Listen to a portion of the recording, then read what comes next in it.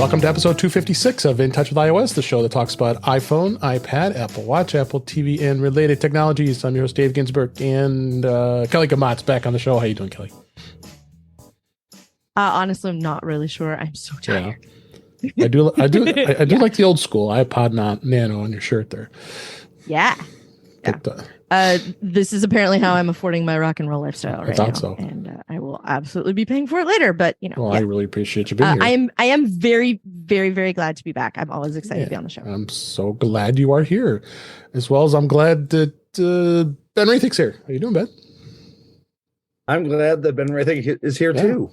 Yeah, it's nice and toasty in Iowa, like it is here. It actually cooled down here, so yeah, it's all the way down to 82, which for a lot of people is actually still hot.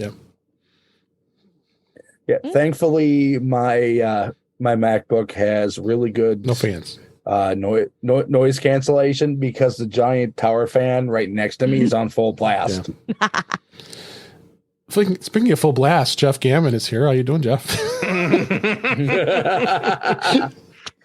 I'm glad Ben Roethig is here as well, and the temperature here is very dangerous for Jedi. It is 66. Ooh, oh no, that's not good. Yes, execute temperature 66. That's right. So yeah, we're working on the Kaminoan lifestyle as well because it started raining a little while ago. So that's where our weather went. Yeah. I was about to say, have you seen The Bad Batch? Oh, yes. Yeah. Yes. So not going hardcore. Yeah, no spoilers. Which I know that's where. Yeah. No spoilers. Speaking of spoilers, we're going to spoil a little bit and talk about WWDC, at least our pre-discussion. You're getting so good with I know. Well, I've learned from you the best. So, but it was very light news week because a lot of the eggs are in one basket with WWDC coming. So, but we'll talk about some news. I think what you mean is a lot of the eggs are in one headset. Right? Exactly. And we got some other topics, and I have a topic that I know Jeff's going to have a bit of a rant on, so that's why I picked it this week. So it's going to. I laugh, but it's karma because I intentionally do this to branch off and every single. That's week. my turn. Does it have something to do with the sky? Yeah, every week I hear that. Anyway, let's go on. We'll hit the news here and. Let's just have a show here. The first story, Watch OS. Apple released a updated version of Watch OS 9.5.1. It had some bug fixes.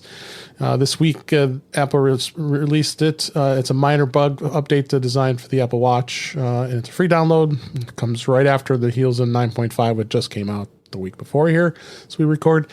And you can download it through the Watch app on your iPhone, and of course, like Apple's release notes always say on the Apple Watch, includes improvements and bug fixes, right? So I would highly recommend everybody go out and install it, because if it is bugs, improvements, yes, you should improve yourself. So any thoughts on that? Hopefully it improves the green screen problem. Yeah, that was we reported that last week. There's that green screen problem here, so I haven't seen it, so I think I've been okay. But yeah, same here. But not much else to say about that other than the PSA. And next story here, we talked about this earlier this week, but Apple released Apple Music Classical for Android before it did iPad and Mac apps. I don't understand why they would do that, but okay. After them buying Prime Phonic in 2021, they premiered the Apple Music Classic on the iPhone at the end of March, as earlier this year. Well, I guess they decided they wanted to put it out onto the Android. Well, all the Android people can be must be a lot of classical music listeners on Android that they thought maybe we should put this on here instead. Perhaps why they might have done that, I'm not sure. But Jeff, what do you think on this? I think it's stupid, But at the same time, it's also good. Okay, it's all right. It's stupid because your work. Yeah. All right, here we go. Yeah. Oh, not what you meant. All right. So if Apple could roll this out for iPhone, and it's the same code base that you can use on iPad OS and Mac OS, why don't we have it on these other Apple platforms, especially considering Mac OS is where this would be super useful because you can use a DAC and have higher audio quality. External DAC. Rolling it out on Android. Okay, sure. The development team that's working on the Android version is not going to be the same team that's working on the iOS version because don't cross the streams. It's not the same code base, whatever. So maybe the Android version is just done now, but it still doesn't excuse not rolling out iPad and Mac OS for Apple Classical. They rolled it out on what to me is the most hobbled version or the hobbled platform for listening to classical. Yeah. What do you think, Kelly? Same. My specific use case is that I do not yet, but I would like to use Apple Music Classical on my Mac because I listen to classical music while I work because I can't listen to music with vocals. Because, hi, I'm Kelly, and I will sing along, and I can't listen to words while I'm assembling my own or, trying to think through a problem or whatever. Like, I'm not wired in that fashion. So it doesn't work for me in any way. So I would very much like to be using Apple Music Classical on my Mac, which is hooked up to a lovely set of Harman Kardon sound sticks, which I know are not, they're not the big impressive speakers on the other side of the wall behind me, but they are more speaker than this has in it. And they are more speaker than my iPad and more speaker than my laptop. Yeah. And, I think lots of people are probably in that same position where I have a little bit nicer audio setup in a place where I'm a little more stationary, whether you have a laptop or you have you have a mini, you've got some good audio in on it, that kind of thing makes a difference. And so it's baffling to me that they wouldn't have started with like making it available via, on tvOS or on HomePods where people, where it's possible that's going to be the best audio that somebody has available to them. And why would you not, so I'm very confused by this. I'm glad they're checking a box, but like, I don't think the boxes are in the order that Apple thinks they're in. Yeah. Thoughts, but there's clearly a piece of critical information we're missing that would make all of this make sense. Which, of course, no comment from Apple. My shocked face. Let me show you it. Yeah. First off, in Chuck's Slack, my exact reaction to this was, well, I didn't have that on my bingo card. Right. Yeah. I mean, as far as those boxes for platforms you would want to have this on, Mac 1, Windows 2, iPad 3, iPhone and Android at the bottom of the list. Like, I understand wanting to have it on mobile, but but the other thing that's baffling to me about this is that then to me, it feels clear if there's an iOS version and we live in the age of Catalyst, that Apple isn't even going to eat their own dog food on this. So either they're using the code base they bought wholesale and, it started with a Windows version or something, and there is no Mac version, and that was somehow the easier path. Right. Or, there's some bit of info that we simply, like Jeff said, that we simply do not have. But at the same time, like, come on, son. Yeah. The only thing I can think of is that Apple Music Classical does share a code base with the regular Apple Music, and there's going to be some kind of big overhaul for Mac and iPad at WWDC. Yeah, fingers crossed.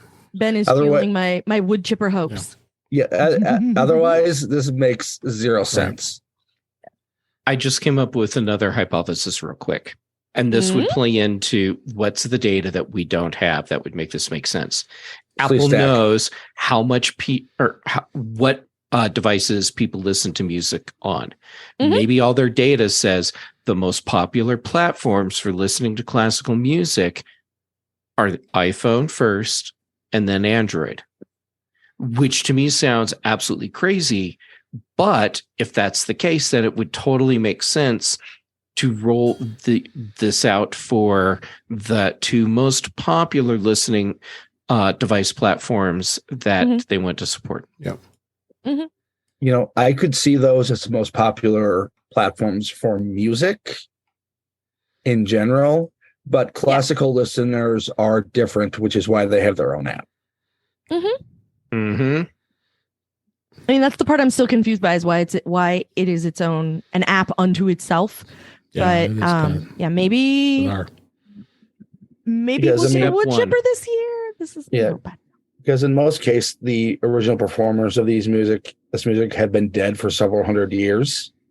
With classical, the arrangement, the conductor, the orchestra, all those are important. Yes, Since every performance is going to be a cover performance. essentially, yes. Right. Yeah, you don't see that with popular music or rock. Correct.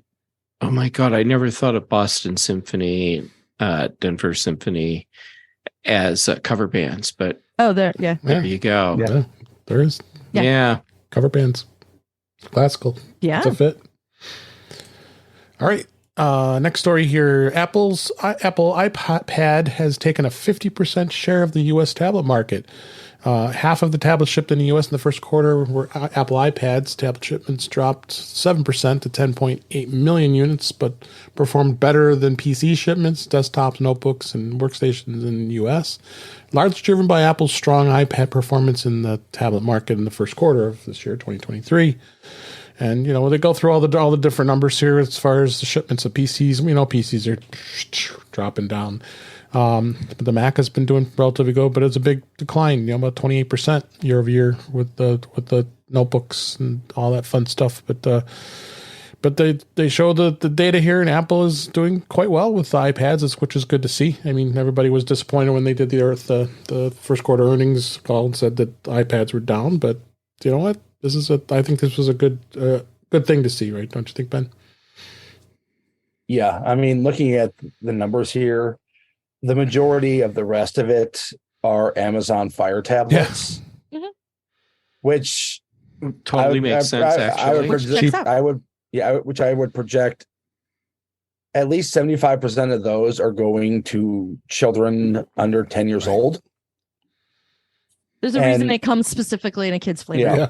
So it's basically Apple versus Samsung, which has under 20% of the market. Yeah. And I'm actually surprised at Microsoft's, but I don't know how they classify the Surface on this, whether it is classified as a PC, whether certain Surface models are classified as tablets versus PCs. Right, because we just need question. We just need more. You don't see Dell mentioned here, and they make tablets too. So does Lenovo. So does many of the PC manufacturers. Well, there is I the guess others. they're lumped into others. Must be others. Yeah. Yeah. Maybe they should just give all the money back to the shareholders. Yeah, there you go. I wondered when we'd get there. So keep buying those iPads. Maybe we'll have some more excitement this year. Maybe some new models. We never know. I just want to point out for one brief moment, because it was a long time ago when people first started talking about this. Jeff, actually, I think you were on the Tua Talkcast with me when we had this conversation about the tablet and what it is and what it means. And Apple, well, Ben, you were always there. That part went without saying. And that specifically, what I said was going to happen is that more people were going to buy tablets. They weren't always going to be iPads. An iPad was never going to be, you know, at the time, I don't even think we had a name. If Apple made a tablet, it's never going to be 100% of the market. But because it exists, it is going to make the market bigger. There's going to be more people who are going to look at tablets and realize the Kindle Fire is for them, or the Google at the time, the Google Pixel tablet that was amazing that they made and went, wow, that was too good of an idea. We better stop immediately, and have done so. Because I actually really, really liked that little Android tablet. It was awesome. So I think that this is being proven. Like, way more people are buying tablets now, and relatively Apple is half of them, which is an impressive number, even if they're not selling a million billion. If they only sold a squillion last quarter instead of a kabillion, whatever shall we do? But I think it's proving that there is a place for a tablet in most people's personal technology stack. It's proving that there is a viable market for that there are a lot of ways to use one. If you look at any other tool that people use in the world, like virtually everything comes from more than one place. Like, not everybody uses the same hammer or tape measure or microwave or whatever. And this is the same kind of thing. And so I'm just very glad that I called it a very long time ago. And it turns out I was actually right about a thing, because I am infamous for being spectacularly wrong about a great many things, and I never feel bad about it. But in this case, I was right, and I'm feeling very good about that. Yep. Just another PSA here, real quick here. If you're running Windows, God help you if you are, make sure you're on the wrong show. That's the PSA. If you're running Windows, you should listen to a different podcast. There are listeners out there who have their iPhones, but they insist on keeping their Windows machines to support them. But make sure you update iTunes, because it has a pretty serious security vulnerability. Apple released this on May 23rd, just last week as we record this, and it's 12.12.9, and does fix an issue that could allow malicious apps to gain elevated privileges to install malware on a Windows machine. Well, that would be really bad. So I don't think I have to say much else other than make sure you update iTunes. Sleep tight. It is available standalone, or you can actually go into the Windows Store and download it too if you so choose. But that's all I have to say on that. Just a PSA. And then next story, T-Mobile. T-Mobile has their home internet, which actually is a very good service, and I did try it out, and it was kind of unfortunate that we've got lots of great towers here, but for some reason the towers that are here just aren't giving the good enough speeds for me anyway to work in my home. But a lot of people are saying great things about how their speeds are, 100 megabit, which is more than sufficient for most people. And they introduced it back in 2021. And then their app only showed basic signal strengths, and there was a real bit lacking in accessing the gateways. But now they revealed some new features on their home internet, including 3 main gateway models, in addition to some customizable options. There was no way users could see what bands were connected to the network. And there was a new app called Hint Control that allowed the user to easily view every statistic available about their internet connection. I don't think many listeners would really care less about that, but including the signal strengths, because if you're on a 2.4 gigahertz or the 5 gigahertz Wi-Fi, you want to be able to see, where your strength is. So that matters. So they have an app available in the Google Play Store. It's also available on Windows, Linux, and Mac, and iOS through GitHub. Now, Ben, you were just exploring that pre-show, and you said that there was you had to prowl a little bit to find the download and install, right? Yeah, you have to go under releases. I hope Christina Warren isn't watching this, because I don't think GitHub has the most user-friendly interface. Sorry, I better tweet that out right now. When you got I'm sorry. I better send that Mastodon. Excuse me. when you have to go browse for stuff, it's hard on GitHub. Yeah, it's definitely something I'm going to take a look at. Mm-hmm. I do have the iPad version of the app installed on my Mac, and it is extremely limited. Yeah. But so anything that'll give you kind of extra features is very nice. But I will preface this: this is not an official app from T-Mobile. Right. This is a third-party app. So make of that what Developer you will. Community, GitHub. What that tells me is that T-Mobile should be pretty embarrassed when the community has to get together to build an app for their service because they couldn't create one that was usable. Yeah. Well, I mean, it's usable. It's just more for my mom and less for me. Yeah. Yeah, that's a problem. Yeah, I don't think your mom would probably go too well with that app. Any other thoughts before we move on? All right. Interesting story here. I don't know if any of you have signed up for your Apple savings account through the Apple Card. Mm-hmm. Users were complaining about delays withdrawing money. That's a problem. Apple Card customers who have opted to create the high yield savings account through the Goldman Sachs has been experiencing some issues withdrawing their money, according to a report from the Wall Street Journal. Multiple customers who had transferred thousands of dollars of their Apple savings account have had to wait weeks for money transfers in some cases. And some customers have also had money disappear. Oh, that's a problem. It says Kevin Smith from Minnesota, for example, attempted to transfer $10,000 from his Apple account to his U.S. bank in mid-May, but Goldman Sachs would not complete the transfer. So they went through and had some discussions with the U.S. bank. The U.S. bank says it's not our problem. It's Goldman Sachs got to figure this out. But I guess their response is because majority of customers haven't had any problems, and it was excellent beyond their expectations. But they're looking at fraud too, because if we know $10,000 is usually a threshold when people, it's like where'd that money come from? Did you pay taxes on that?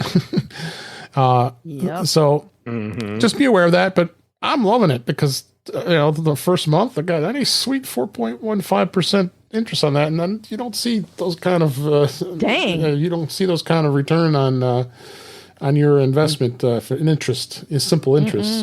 So Kelly, you gotta go get it. This is pretty awesome. I guess apparently, 4%. That is for a plain old savings account. That's pretty impressive. But apparently, I need to not put a lot of money there because if I ever want it back, apparently it's up to Goldman Sachs. I think it was a bug. I hope so. Mostly because that kind of thing can escalate really quickly. So they don't want the bad PR. So regulatory thing.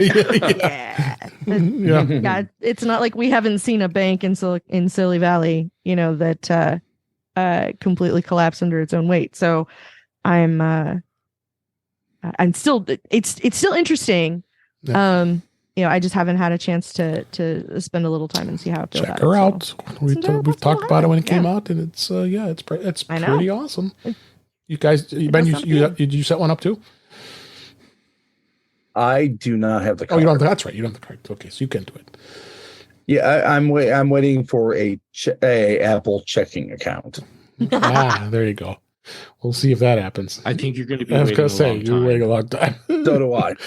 So just I think you'll be driving your Apple car to the Apple bank before they will give you an Apple checking. To get an Apple cashier's check. Yeah, a lot of PSAs this week in the news, but just be aware of it. I don't think it's gonna. It's an isolated problem. So, this is sad to talk about. Apple has said the Thunderbolt display on the original iPad Air is now obsolete. Apple this week added the Thunderbolt display. I love that monitor. I had one. I'm sure many of us did. And then the iPad Air, I had one of those too. And now it's on the obsolete products list. Means that you no longer are eligible for repairs. So that that feisty Thunderbolt display with the power cord would always break and you couldn't take it out. And other hardware services won't be available anymore. But the Thunderbolt display was introduced almost 12 years ago, so that's a long time. It was a 27-inch screen, 1440p resolution for that time. It was pretty awesome. Even had the camera built in. For the time, it was great. The iPad Air, of course, better camera that's on their current display. Yeah, exactly. The same camera. Yeah, exactly. So and then the iPad Air, maybe better. That was the original iPad Air. That was discontinued in 2016. So that it's just say see you later. That's all I could say. Yep, the iPad Air was a pro of its day. It was. I liked that iPad when I had it. Yeah, it was a great machine. It was a good model. Yeah. Yeah. So Last story here. I just wanted. This is actually more of a. I really like this guy. This is the Apple, the basic Apple guy. He's got a great little blog, and he just in anticipation. So we'll be talking about WWDC2023 here in just a little bit. He has some schematic wallpapers of the iPhone 14, 14 Pro, 14, the 14 Plus, the 14 Pro, and the 14 Pro Max. I happily put it on my phone. Look, it looks pretty there. There's the bar and everything. It's great. It's super cool. So it's got the schematics of an actual internals of your iPhone. So support him. Give him a tip. I think that's fun that he did that and created some. You always like to have some different wallpapers. So. He regularly does different wallpapers for stuff, kind of whatever the inspiration strikes or whatever, and just this one in particular really did stand out. Even amongst those, because his are always fun. Well, so. He thinks it's he's got one for Mac. It's the OS X Rancho Cucamonga. I'm thinking that they might call that might be the next iteration. I would probably tend to doubt they would call it that, but who knows? Yeah. I have subscribed to my friend John Welch, who said he wants them to call it Compton just so that the music at the event will be off the chain. And I'm like, this is the right answer. Yeah. Yes, Dre will appear. Yeah. Wouldn't that be amazing? Oh my gosh. So I mean, they know a guy. They literally already know a guy. That's true. They do know a guy. Yeah, they paid him a ton of money. Yep. I know. Yep. So stories for this week and topics. Apple did seed the second betas of iOS 16.6 and iPad OS 16.6, and to the developers, it was on Wednesday. And then on Thursday, which is today as we record this, the public beta came out, because Ben made me aware that it just came out like literally hours after we started the show, that the public beta is out too. So if you're dabbling in beta, check it out. I gotta have a feeling this is going to get released pretty quickly here, so we gotta definitely get that going and get this done, because I'm sure the people are going to want to be on this and do that. So, any thoughts on how the beta is working? I think it's been fun. No event, nothing really exciting. Beta 1 has been pretty good. Nothing much changed. I'll be curious to see beta 2 just as soon as we hop off the podcast here. I already have the red notification on system prefs. Okay. Any thoughts on that, Jeff, with iPad? Nothing out of the usual. I haven't noticed anything with either iPad or iPhone. I have it on. I have noticed nothing with it, which to me is actually a good sign. So install it, and the only true difference I've been able to find is that the version number, when I check that, it's updated. Yeah. Well, we'll see. We'll see. I would suspect there's probably something at WWDC that they're going to talk about that's going to be in 16.6. Yeah. Which is why there's literally been no changes otherwise. I mean, the question is, will it get released to the public before WWDC or after? No. It'll be after. Yeah, I mean, beta 2 is going to be the one we have during the keynote. Okay.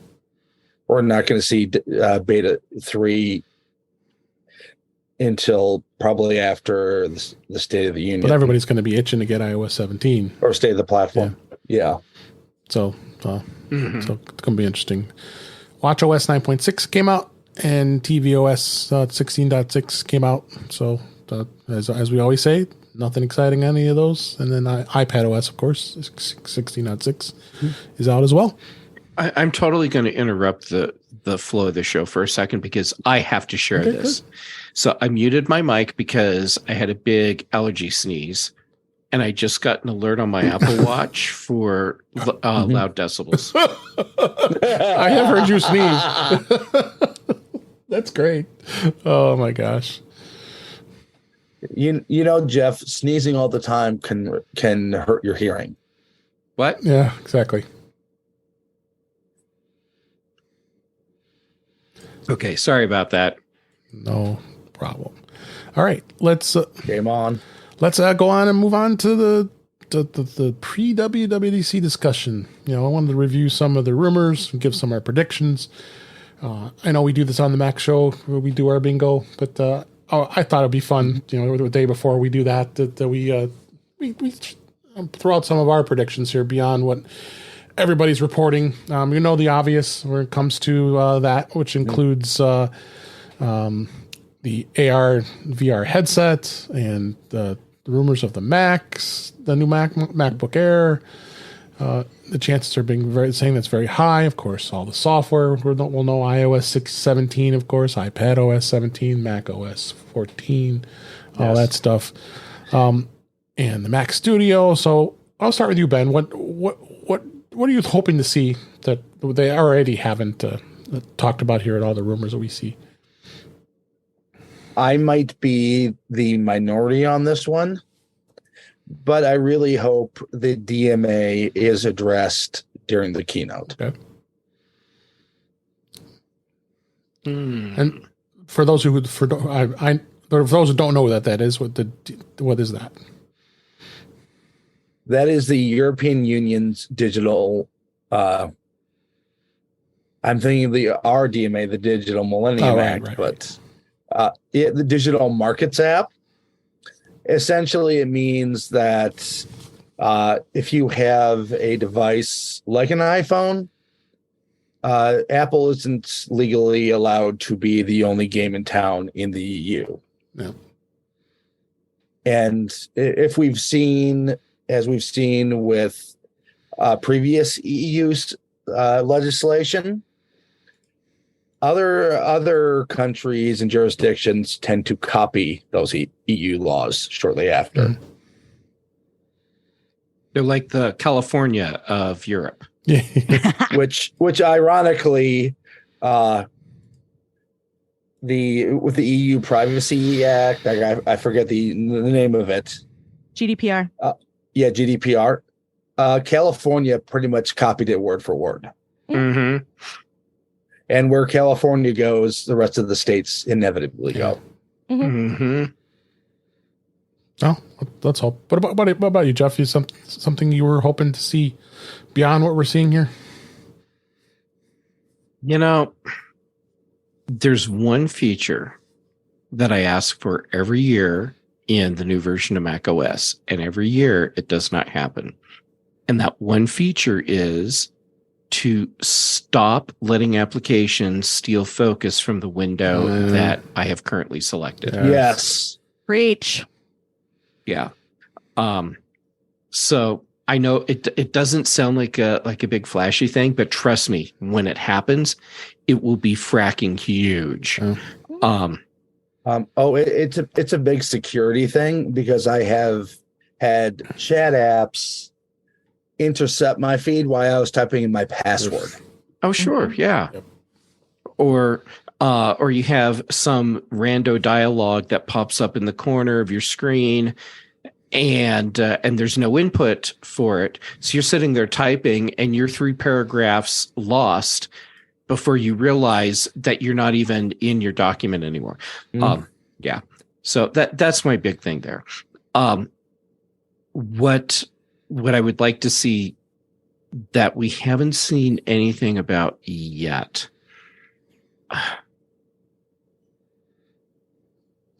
Totally going tinfoil hat on this one.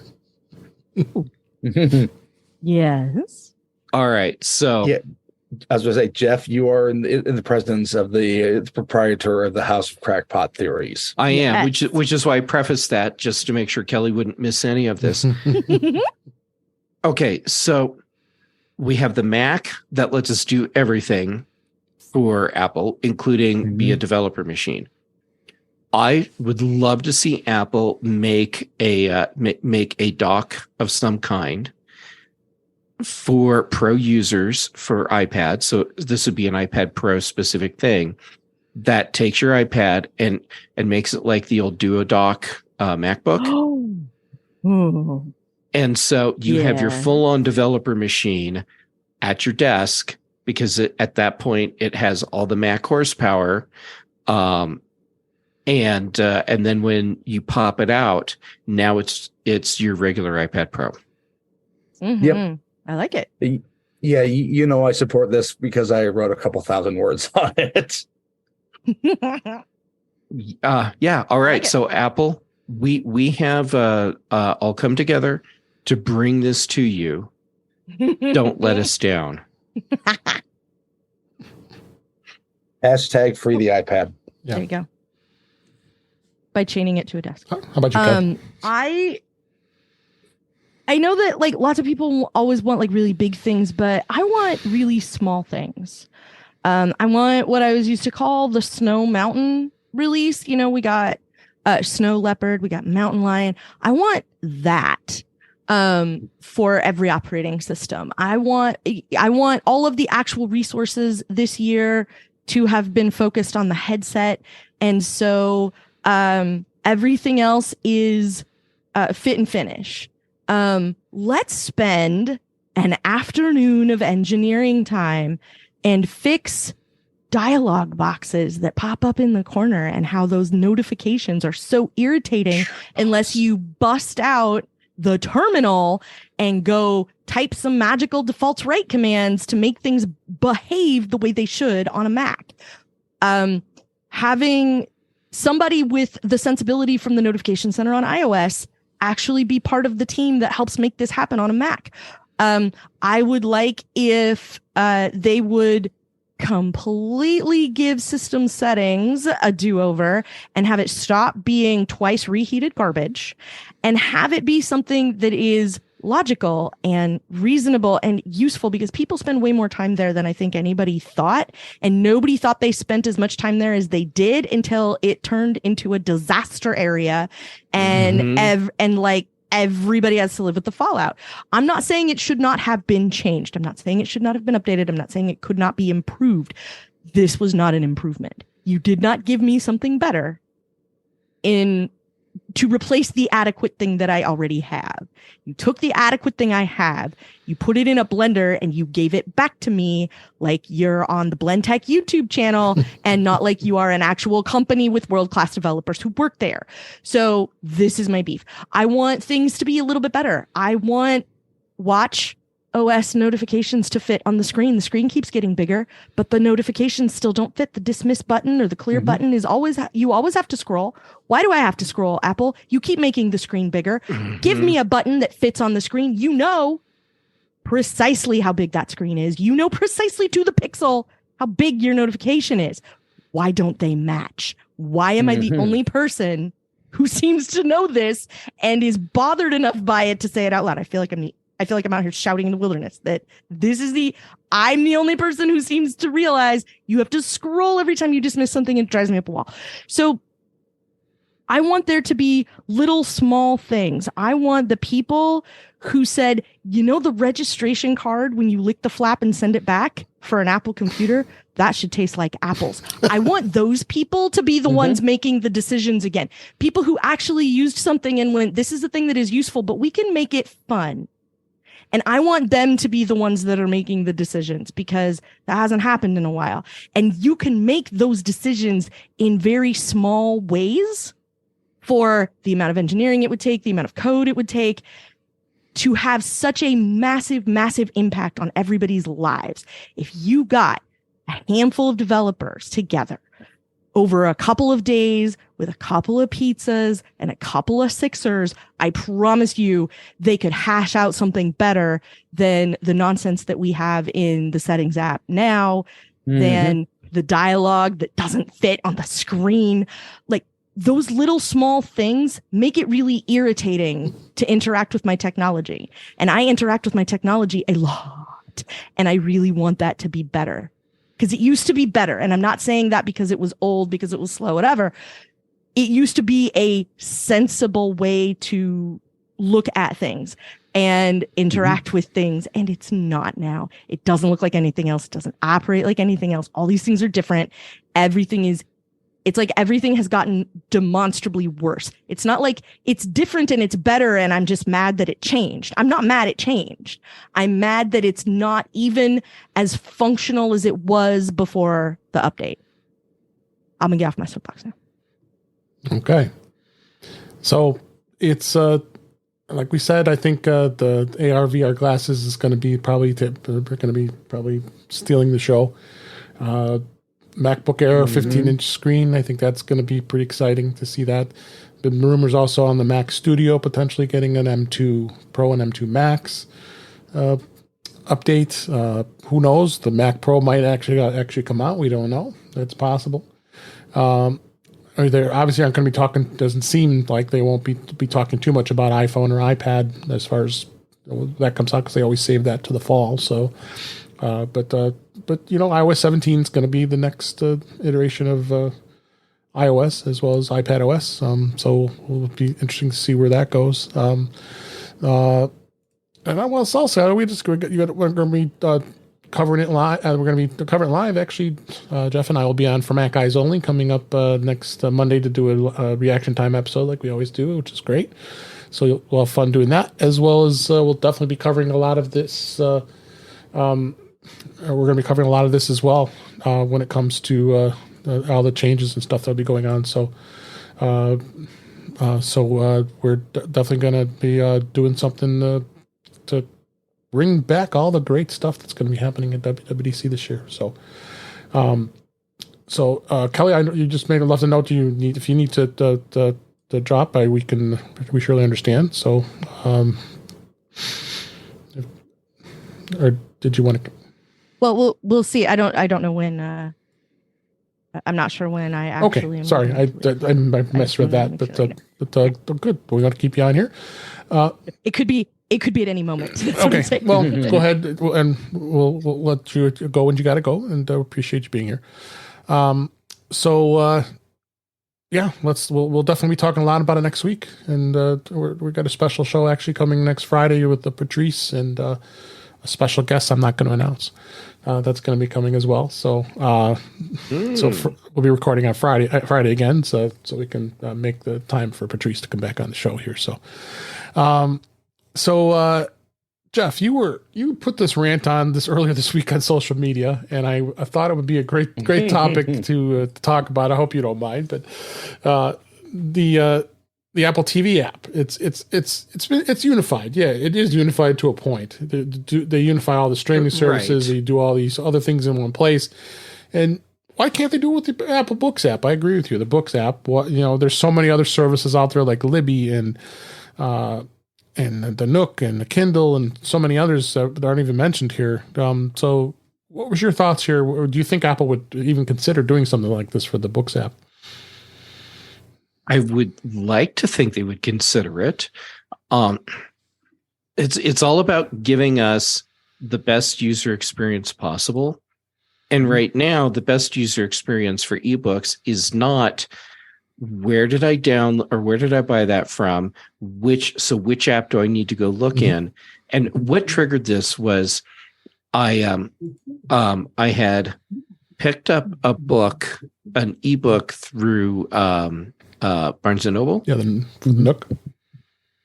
Mm-hmm. But what they don't tell you when you buy an ebook from Barnes and Noble is that you're buying specifically for Nook. They just say you're getting an ebook. And in my mind, I was thinking, when do I get the link for it? It's not in my downloads folder.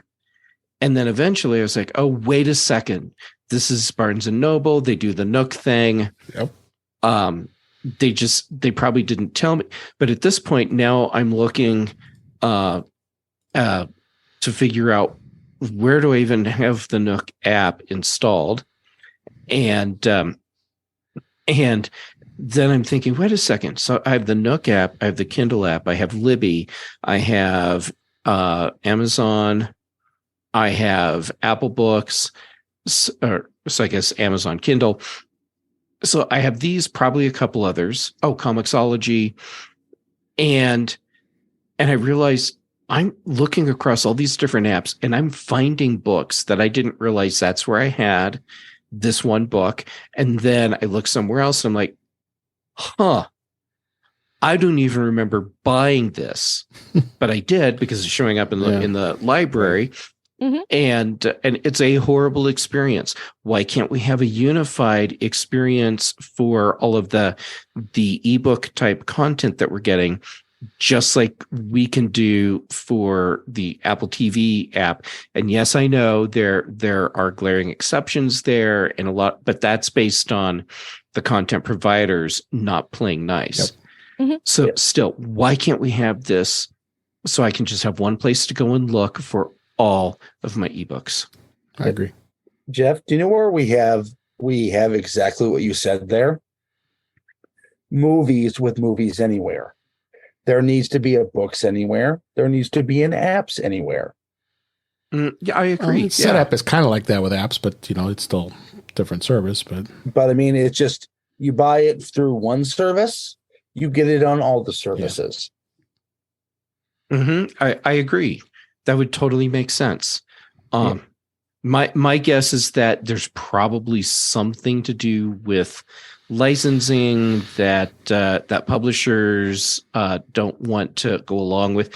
I mean, publishers right now are doing the most insane things. Like if you're a library, publishers are going out of their way to screw you as a library. Mm-hmm.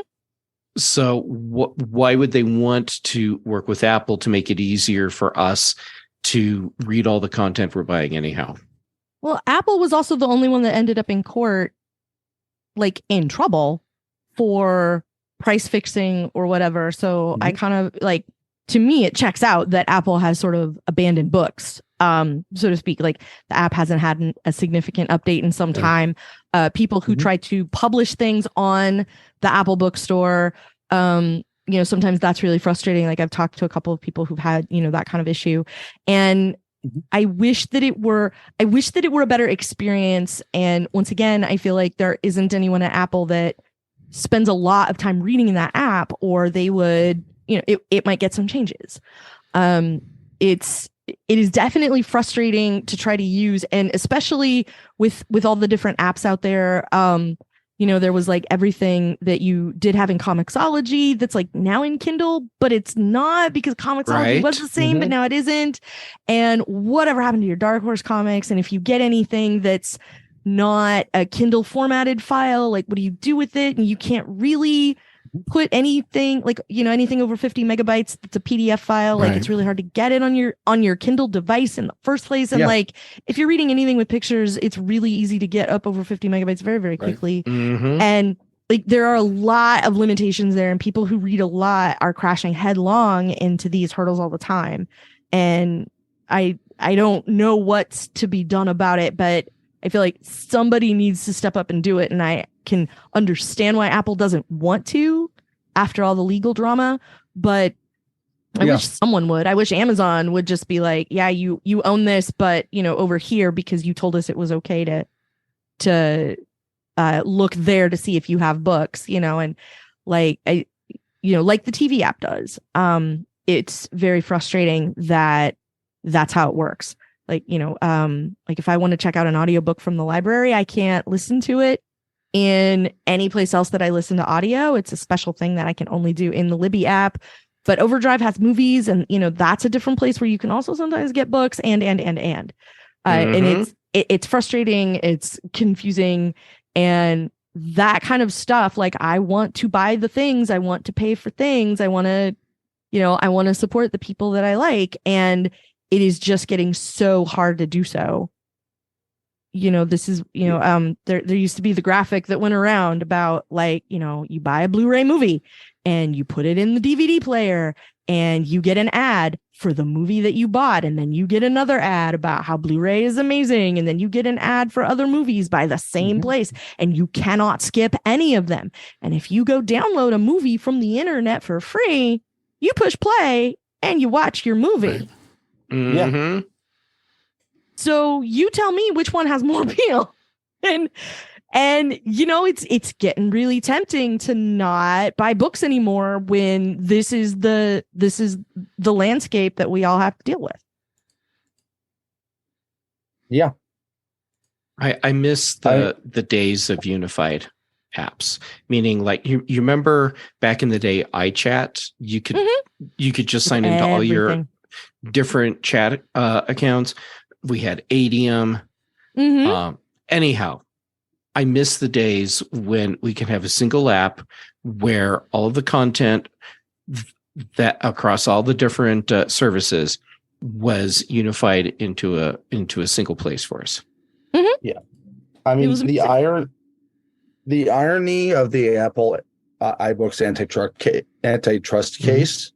It was one of the few times where the Sherman Act was used to uphold a monopoly and decrease competition. Yeah. And afterwards, it has had a profound negative impact on books as a whole. Yeah. Yeah. So, no, I agree with all of what you've said. There's just so many different book apps out there. I mean, especially the library apps like Libby and others that you get the free books. Why can't you incorporate that to make it easier for all of us? You just to go, it's your public library. You pay your taxes, pay for that. Why can't you include that as part of Apple's ecosystem, just like they do with TV and the Apple TV app? I mean, it's that's something that has to be done. You just really got to get that going and really do what you got to do to get this going, because it's really surprising. Speaking of going, thanks for being here, Kelly. I'll let everybody know where they can find you. Pleasure as always. You can find me on Mastodon, where I'm Verso at mastodon.social. And occasionally you can find me here. You can also occasionally find me over on Chuck Joyner's Mac Voices Live. And it's been a blast. Right. And I'm always excited when you invite me back. Appreciate you being here, Kelly. Let's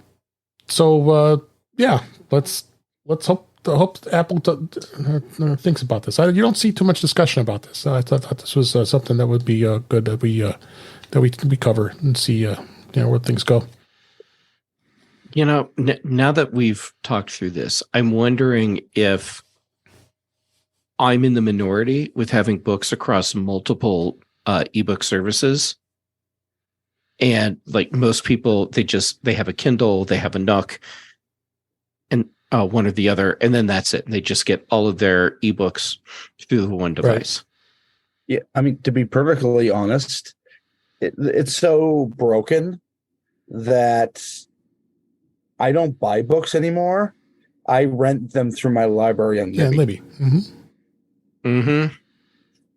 Yeah. Yeah, might as well. I mean, you might have to wait a little longer, but it's okay. Yeah. Yeah, I was actively buying a ton of books before the antitrust judgments. But after that, just everything got so broken that, I mean, Kindle does not have a good experience. And that's the default. Yep. Yep, sure is.